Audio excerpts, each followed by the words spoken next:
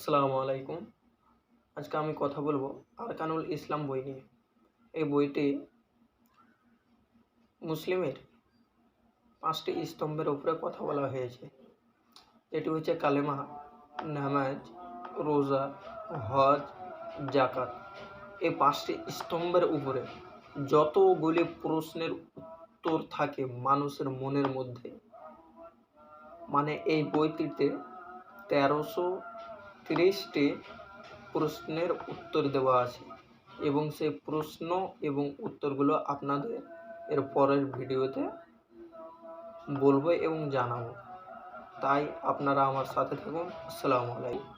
এই বইটি সংকলন করেছেন ডক্টর মুজাফফর বিন মহসিন, ডক্টর ইমামউদ্দিন বিন আবদুল্লাহ বাসির, আব্দুল আলিম ইবনে কাউসার মাদানী, আব্দুর রশিদ, মোকাররম বিন মহসিন মাদানী, মোহাম্মদ ফজলুর রহমান, আবদুল্লাহ বিন আব্দুর রহমান। এই 7 জন এই বইটিকে সংকলন ও সম্পাদনা করেছে।